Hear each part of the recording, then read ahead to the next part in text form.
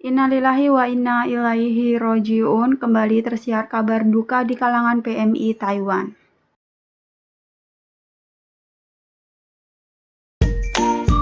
Assalamualaikum warahmatullahi wabarakatuh. Halo sahabat dunia BMI, welcome back to my channel.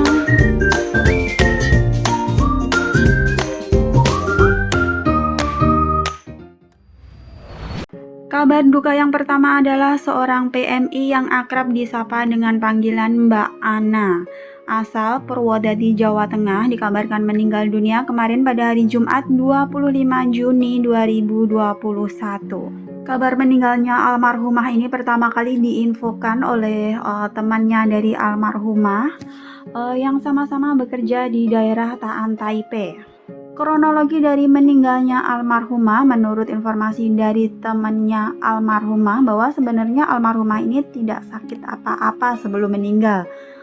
Dia cuma memiliki riwayat MAH dan juga sakit asam lambung. Jadi waktu itu pagi-pagi dia dibangunkan oleh majikannya, cuma Mbak Ana ini sudah tiada.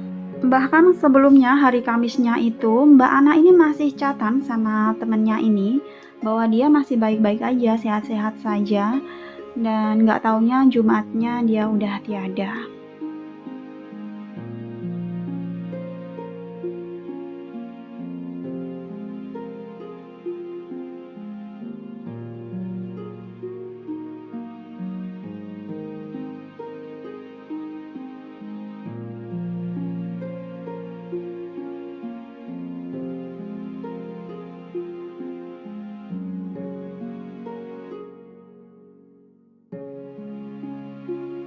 Dikutip dari suara BMI.com, jenazah saat ini sudah dimandikan dan disemayamkan di rumah sakit untuk menunggu proses administrasi dan pemulangan jenazah ke Indonesia. Dan update terbaru, menurut penuturan dari pihak rumah sakit, almarhumah ini mengalami serangan jantung hingga mengakibatkan meninggal dunia. Gejalanya hampir sama dengan gejala asam lambung. Hidup mati manusia nggak ada yang tahu guys, itu benar-benar rahasia ilahi. Semoga proses pemulangan jenazah almarhumah ke tanah air ini diberi kelancaran. Amin, amin ya robbal alamin. Kabar duka yang kedua adalah seorang ex-PMI Taiwan atas nama Indarwati asal Madiun, Jawa Timur, tepatnya Desa Doho. Dikabarkan meninggal dunia pada hari Kamis 24 Juni 2021. Kabar meninggalnya almarhumah pertama kali di-up oleh seorang PMI di sebuah grup Taiwan. Informasi yang kami terima, almarhumah ini baru pulang dari Taiwan ya.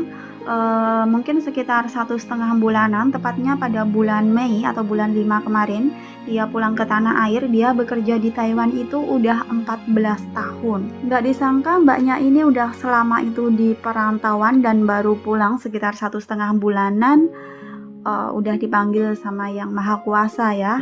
Kasihan banget keluarganya karena dikabarkan kalau mbaknya ini merupakan anak semata wayang ya, atau merupakan anak tunggal. Mengenai penyebab atau kronologi almarhumah ini meninggal dunia, dikabarkan juga akibat dari sakit lambung. Akhir-akhir ini banyak banget berita kabar pahlawan devisa itu yang gugur ya. Jadi usahakan untuk teman-teman itu selalu menjaga kesehatan Anda. Kami dari channel Dunia BMI turut berduka cita yang sedalam-dalamnya atas meninggalnya kedua almarhumah. Semoga kedua almarhumah husnul khotimah, diampuni segala dosa-dosanya, ditempatkan tempat yang baik di sisinya, dan semoga buat keluarga yang ditinggalkan selalu diberi ketabahan, kesabaran, dan keikhlasan. Amin, amin ya robbal alamin. Berita selanjutnya mengenai perkembangan COVID-19 di Indonesia ya teman-teman. Mari kita simak terlebih dahulu bagaimana saat ini Indonesia mengenai COVID-19. Pasti udah banyak yang tahu ya kalau kabarnya di Indonesia saat ini loh cepat itu udah masuk ke Indonesia dari beberapa waktu lalu. Lalu dikabarkan juga di daerah Jakarta, Bekasi itu kemarin lonjakan kasusnya juga lumayan banyak banget hingga rumah sakit itu kewalahan untuk menampung dari pasien COVID-19. Update bulan Juni tanggal 26 2021, penambahan COVID-19 dalam sehari itu mencapai 21.095 orang yang terkonfirmasi positif. Jumlah yang sembuh ada penambahan sebanyak 7.396 orang dan diinfokan juga ada penambahan kasus yang meninggal dunia sebanyak 358 orang.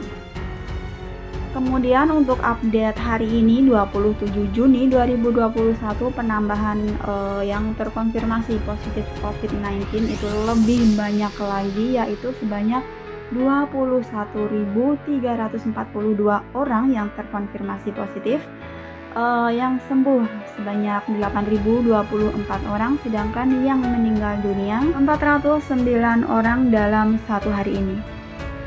Jadi kasus COVID-19 di Indonesia ini sudah tembus 2.115.304 kasus. Semangat untuk Indonesia, Indonesia pasti bisa melalui masa kritis COVID-19 ini ya.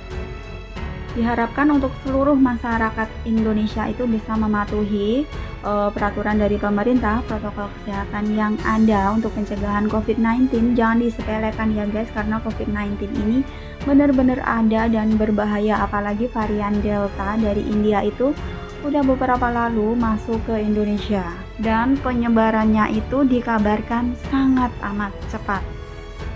Tingginya kasus lonjakan COVID-19 di Indonesia, tidak hanya Taiwan yang menutup pintu bagi orang Indonesia, bahkan Hong Kong pun saat ini telah menutup penerbangan antara Indonesia dan Hong Kong hingga waktu yang belum bisa ditentukan. Jadi penutupan penerbangan antara Indonesia dan Hong Kong ini karena beberapa waktu hari terakhir itu penerbangan dari Indonesia banyak yang membawa virus COVID-19 masuk ke Hong Kong. Jadi saat ini Hong Kong benar-benar menutup pintu untuk Indonesia. Ini merupakan kabar buruk ya buat CPNI ataupun calon pekerja migran Indonesia, karena untuk saat ini hingga waktu yang tidak ditentukan bukan hanya tidak bisa masuk ke Taiwan, tapi untuk CPNI Hong Kong juga belum bisa masuk. Jadi buat para CPNI semuanya benar-benar ya harus sabar banget untuk bisa bekerja ke luar negeri, karena COVID-19 ini benar-benar sangat meresahkan banget. Kita berdoa saja bersama-sama semoga keadaan bisa segera membaik ya, Indonesia bisa segera membaik, begitu juga negara penempatan juga segera membaik agar proses segala sesuatunya bisa berjalan lancar seperti sedia kala. Amin amin ya robbal alamin. Thanks for watching and see you next video. Wassalamualaikum warahmatullahi wabarakatuh.